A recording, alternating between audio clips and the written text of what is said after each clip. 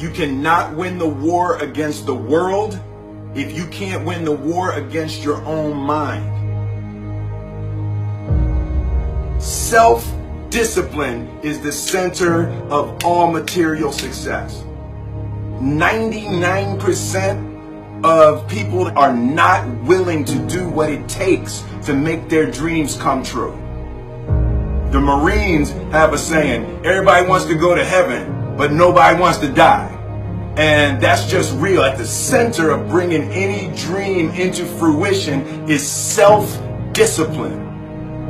Something as simple as food and eating is not about your body as much as it is about your mind. It's getting command of your mind to be able to choose actions that are in your own best interest. A lot of people are just trying to change. A lot of times, like I just did a podcast on habits, right? How to be able to adopt new habits and also delete and get rid of, break bad habits, right?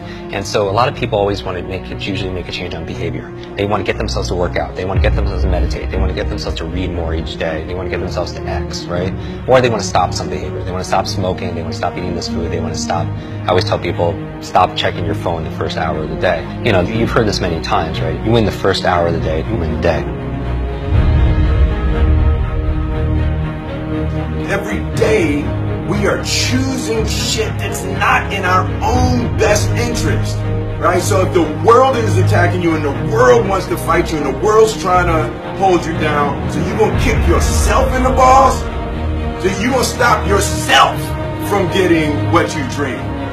When I want to transform or transcend or make a real positive change, I'm looking at all the other areas of ourselves. So I'm looking at, for example, our environment. Are people setting up their environment to win? So change doesn't just happen at this level of behavior, but you have to change the environment. So, for example, if you want to stop eating a certain food, it helps to be able to not have that food in your home, right? So you change the environment. In life, we must all suffer one of two pains: the pain of discipline or the pain of regret. I'm asking you, choose wisely. So whatever it is that you're trying to achieve in life, the critical component is getting things done, and getting things done in a systematic way. Building the character that's associated with getting things done in a systematic way requires that you become disciplined. And if we live a lazy, undisciplined life, and we just give in to our feelings, and we act on these emotional impulses, we're going to make very poor choices that we regret later on. We would be much better off to just discipline ourselves right now, so that later on, we don't have to carry that heavy load of regret. I think a lot of people suffer from decision-making fatigue, right? And this is very strong research saying that you can only make a certain amount of good decisions a day.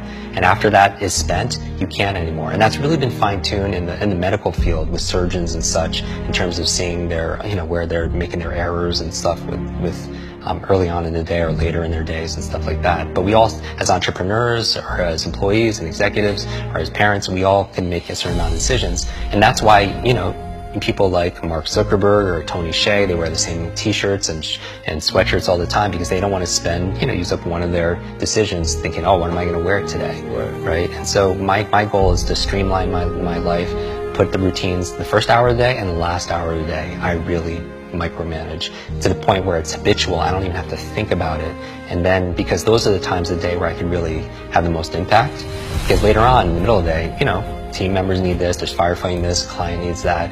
But the first hour, the last hour, I really want to control. So all this really helped develop grit and resilience, in my body, so I can have the ability to persevere. And also, I stand guard to my brain all the time, what goes in.